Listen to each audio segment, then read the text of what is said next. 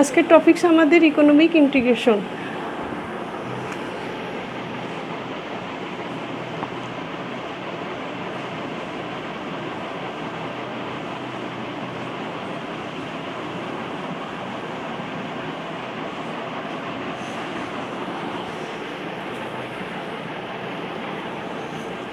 আমরা ইকোনমিক ইন্টিগ্রেশনে আমরা এর আগে আরও এটা আমাদের শেষ chapter.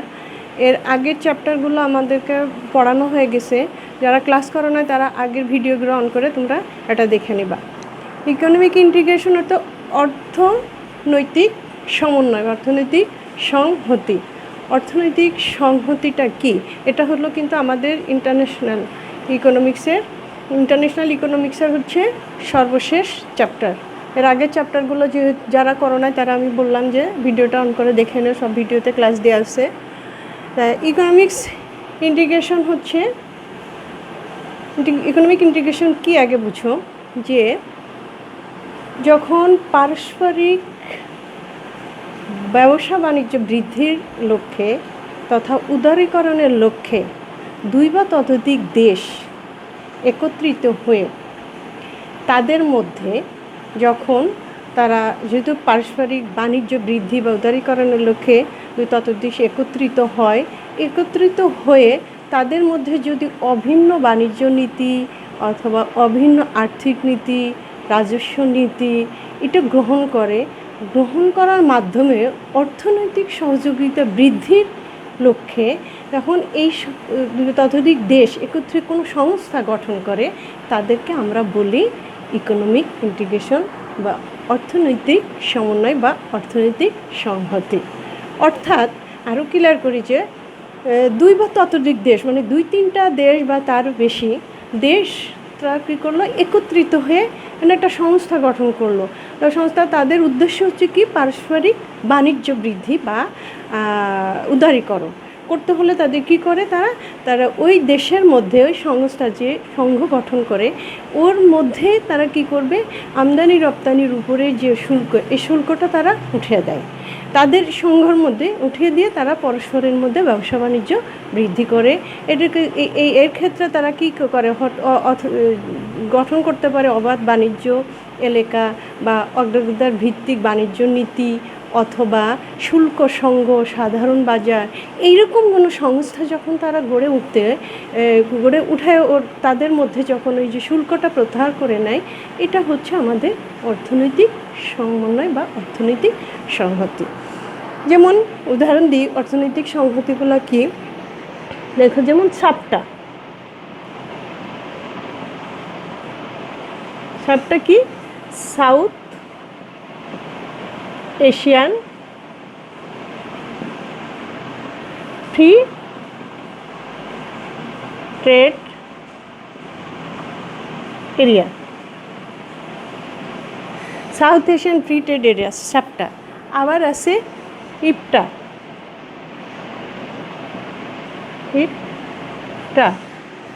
European free trade area,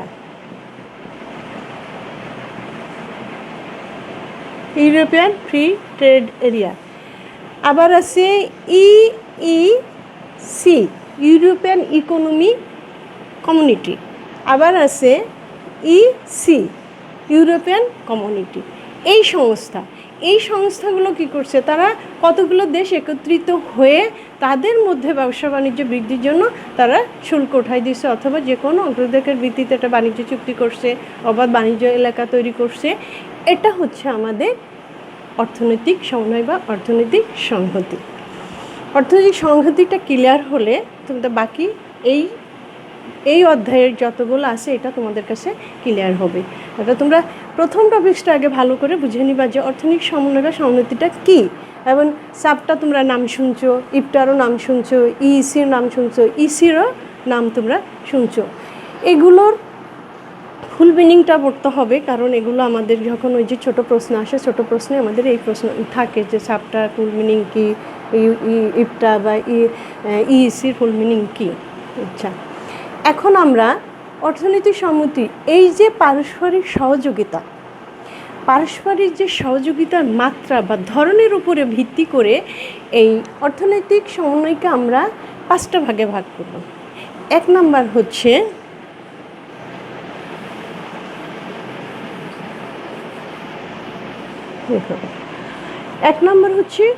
অগ্রাধিকার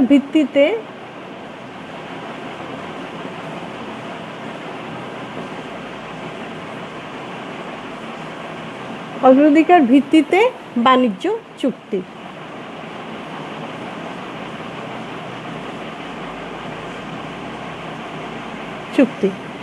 2 হচ্ছে অবাধ বাণিজ্য এলাকা। অবাধ বাণিজ্য এলাকা আমরা গড়ে তুলতে পারি তার এই সমন্বয়, অবাধ বাণিজ্য এলাকা।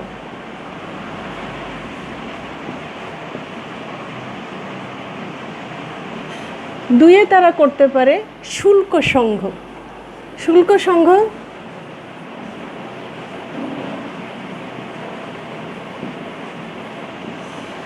3 হচ্ছে 4 সাধারণ বাণিজ্য।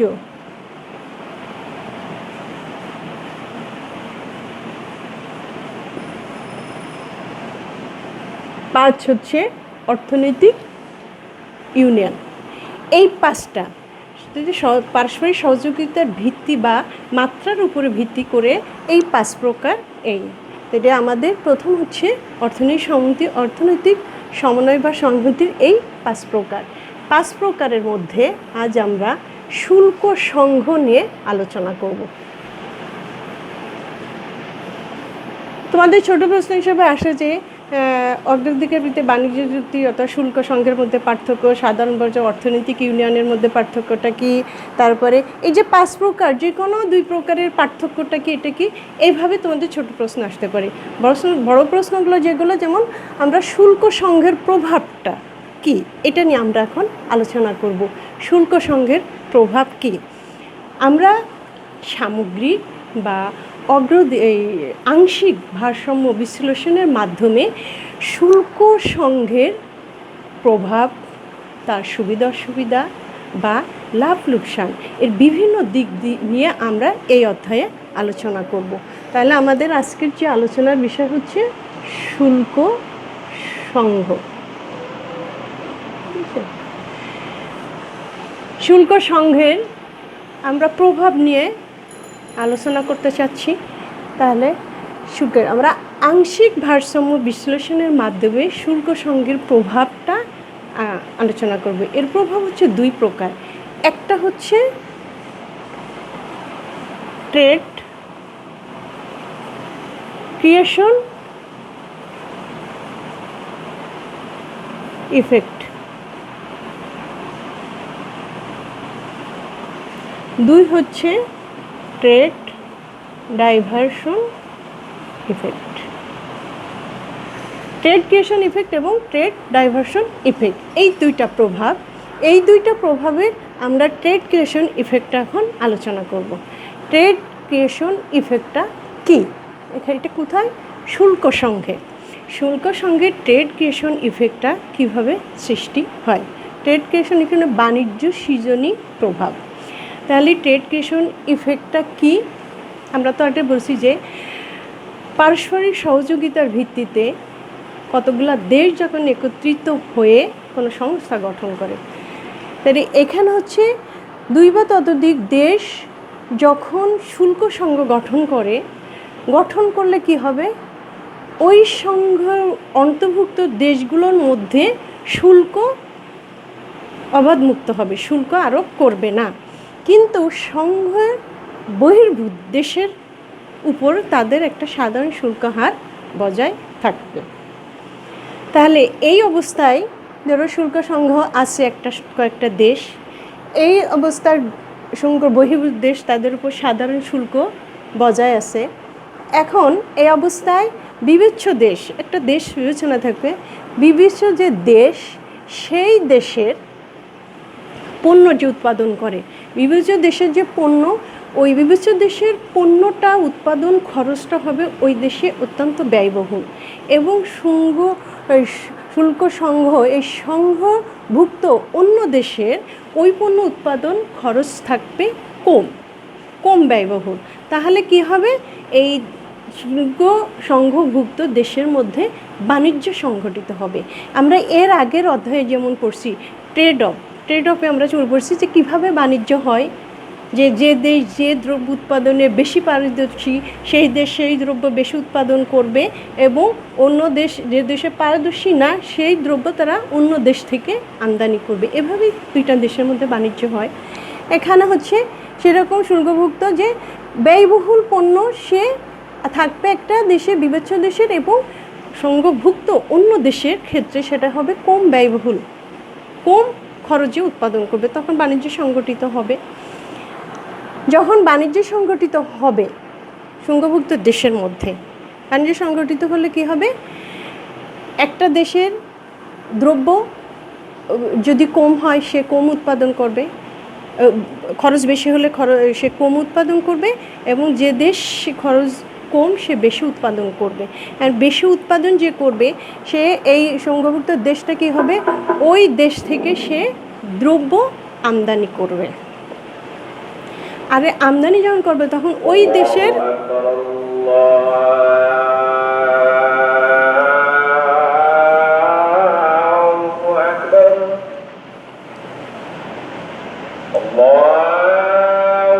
আমদানি করলে তখন আমরা কি করব,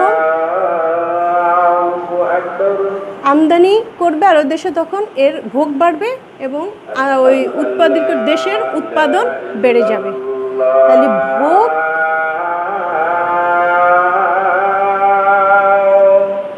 ভোগ বাড়বে, এদিকে উৎপাদন বাড়বে।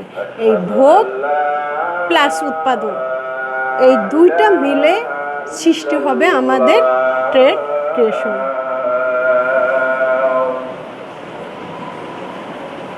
আশহাদু আন্না মুহাম্মাদান রাসূলুল্লাহ।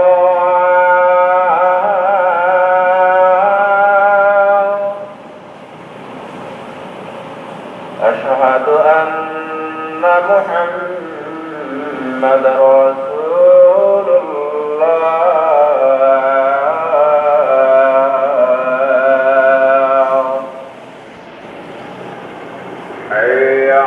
ভোগ প্লাস উৎপাদন,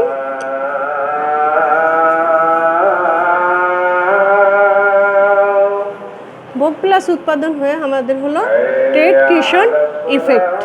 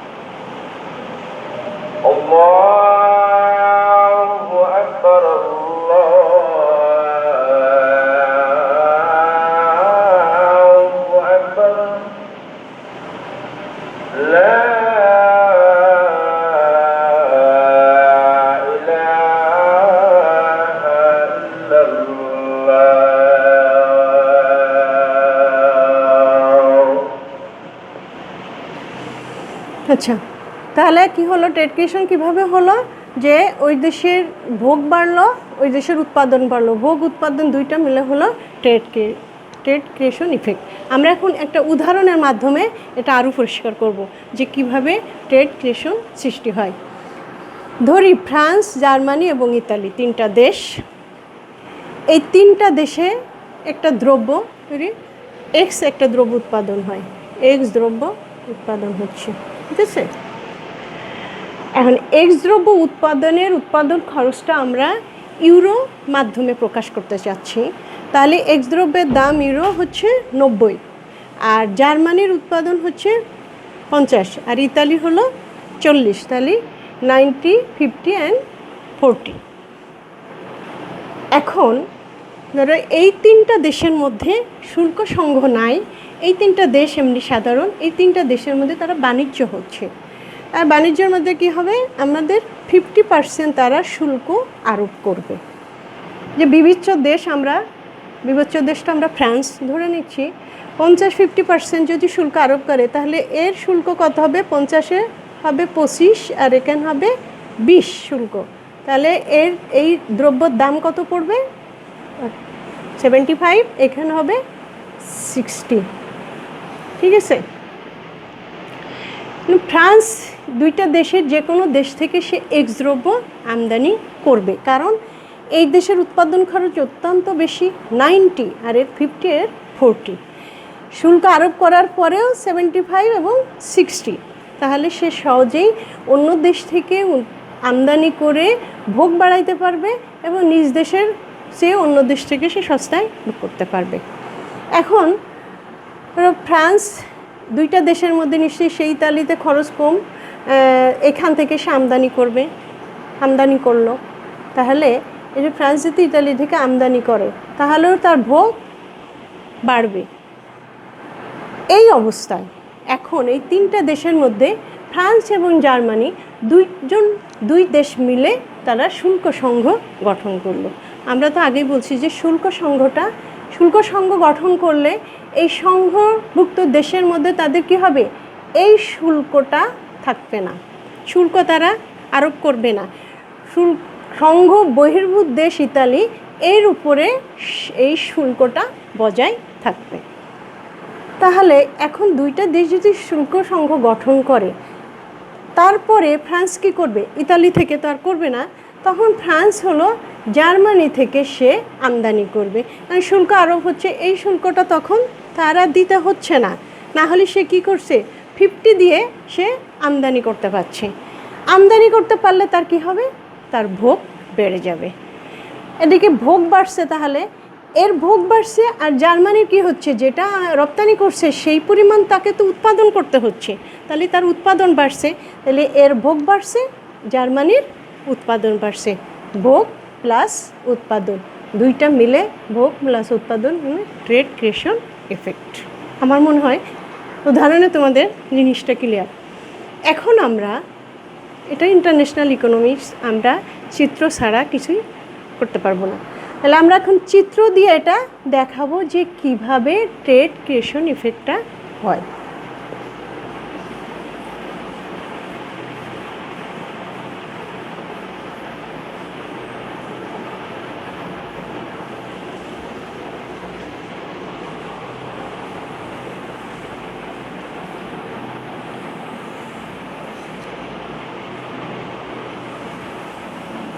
আমরা ভূমিয়কে এক্স দ্রব্যের পরিমাণ ধরব,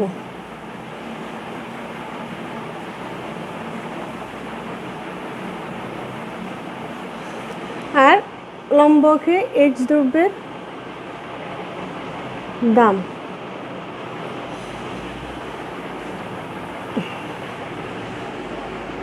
আমাদের বিবেচ্য দেশ হচ্ছে ফ্রান্স। আমরা প্রথমে ফ্রান্সের যোগান রেখা আঁকি,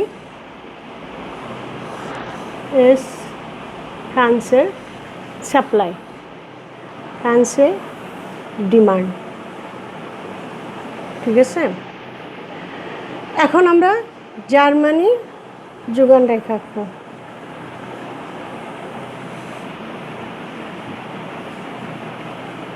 জার্মানি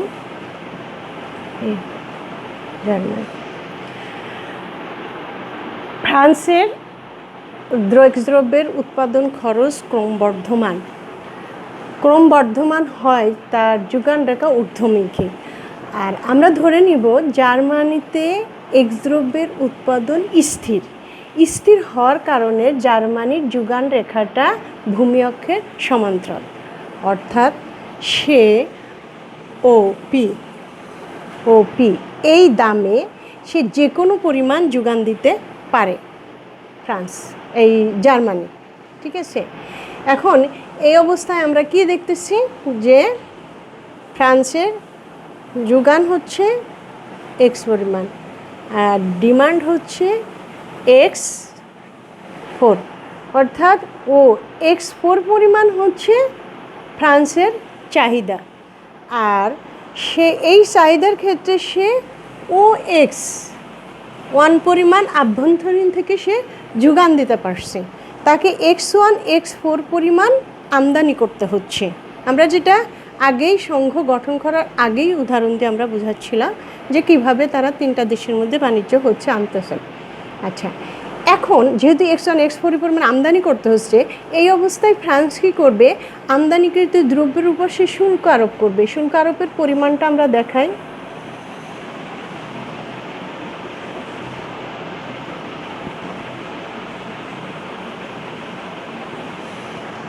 সে পি প্রাইম পর্যন্ত শুল্ক আরোপ করলো, পি প্রাইম এই পর্যন্ত শুল্ক আরোপ করলো। শুল্ক যখন আরোপ করলো তখন তার দাম হয়ে গেল পি প্রাইম, আগে ছিল পি, এখন পি প্রাইম। তাহলে এইটা হচ্ছে এই দামে জার্মানির নতুন যোগান রেখা দাঁড়ালো পি প্রাইম। ঠিক আছে, যোগান রেখাটা তাহলে দাঁড়ালো এখানে। যখন যোগান হলো পি প্রাইম, তখন ফ্রান্সের আভ্যন্তরীণ মূল্য হলো পি প্রাইম। আচ্ছা, পি প্রাইম যখন দাম হলো তখন তার চাহিদা হচ্ছে